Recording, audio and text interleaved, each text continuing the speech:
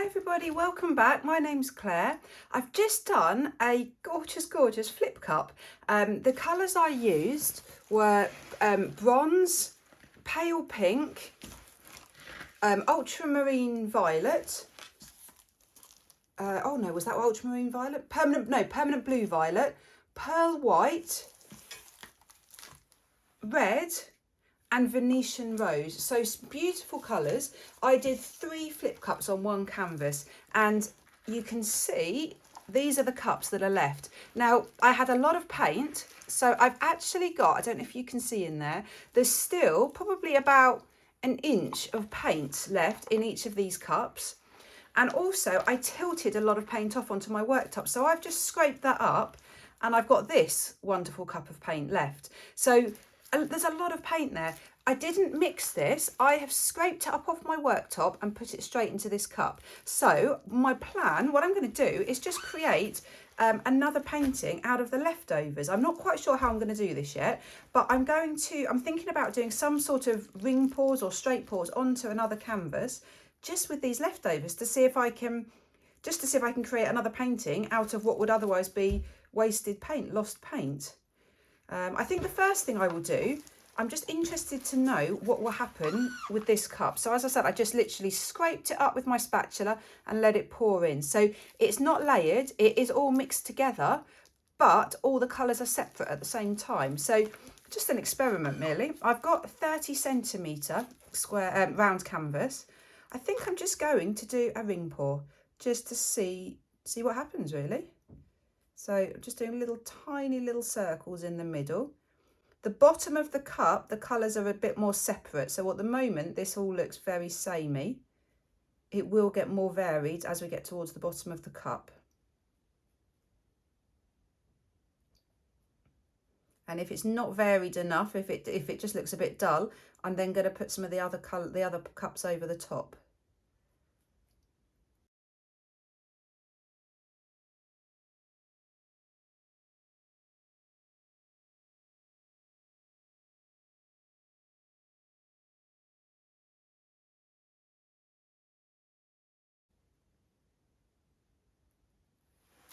Right, it's all very samey. I think what I might do is stretch this out because I think the colours will open up a bit more. If I try and hold it towards you, you can definitely see the layers in the centre. Oh, the other thing I should say is that there is silicone in this paint. So you can see one cell's popped up there. So I might find actually, just by torching, it might create some prettier patterns.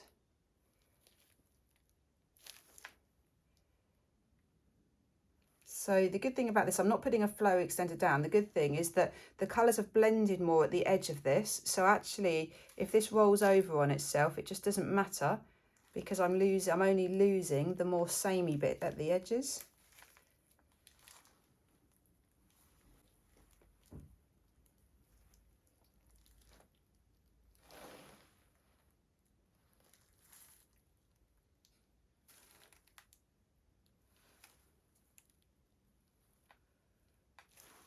Right, let me show you up close. So that's quite pretty. That cell has spoilt it in the centre. It's quite pretty, but I'm not sure it's something I'd want to hang on my wall. It just looks a bit too dull, I think, a bit too bland. So let's try, what shall I do? So I've got 3 little bits of paint. So I'm just wondering if I just do 3, use this as the base and do 3 more little ring pours, stretch it out. Let's try it. So let's go here.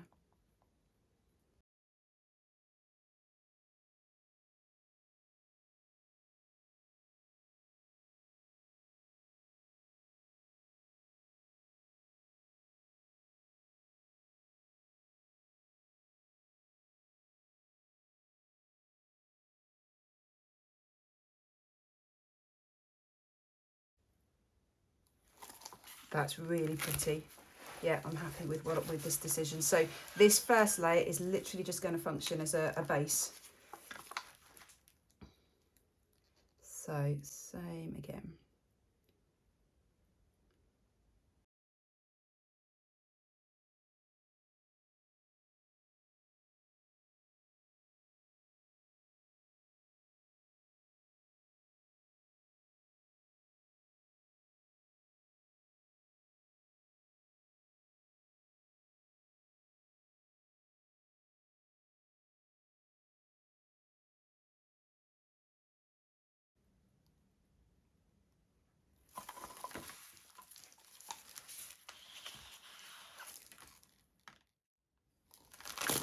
Wow, look at that. Can you see? I'm hoping this is focusing as I'm bringing it closer, but can you see the centre of each of those ring pores? So pretty. Right, now what shall I do? One idea is that I could do some wrecking in between. I'm not a big fan of wrecking. So I can just leave it as it is. I'm just going to leave it, I think. See what I can do, but just by stretching this out.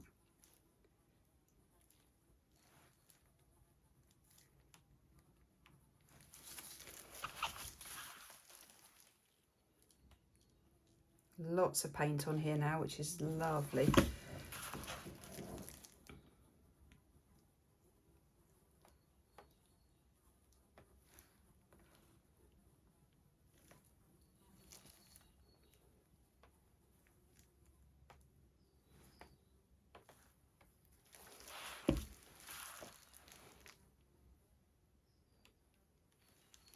Right, it's gone over in a couple of places, which I like. So I think I'm going to just tilt off a little bit now of these 3 puddles.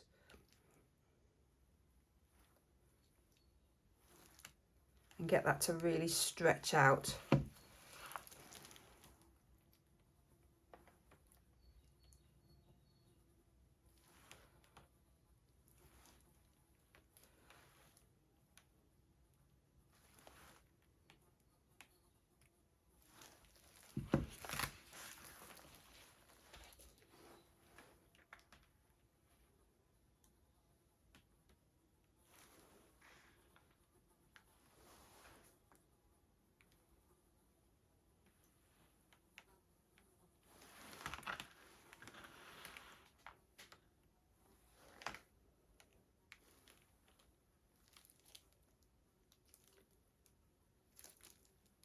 That is really, really cool.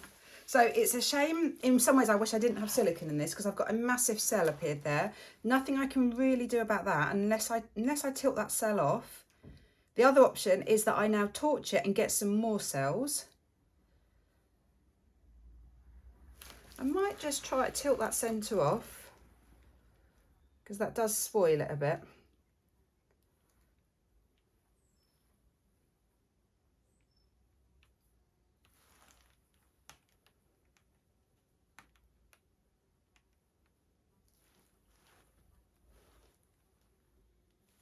Yeah, I'd quite like to do this again, but deliberately doing a painting specifically like this. So paint without silicone. Oh, I really like it.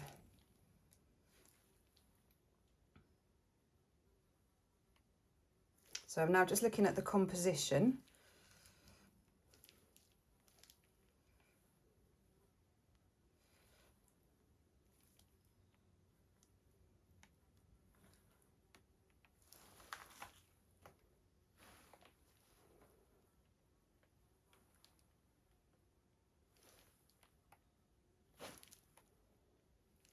Right. Another idea I've just had, I could torch it, but torch it just in the gaps between those 3 puddles. So I've got another cell appearing here. It's a bit risky, but if I just torched in here, I might be able to just get some cells just in there.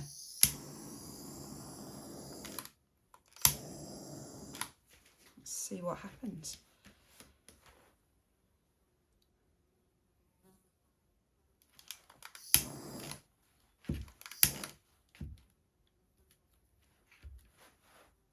Yeah, quite like that.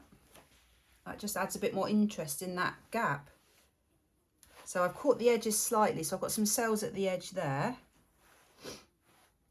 I've done some pours where I've torched just in very specific areas. Oh, I like that though. Okay, I'm going to torch a bit more.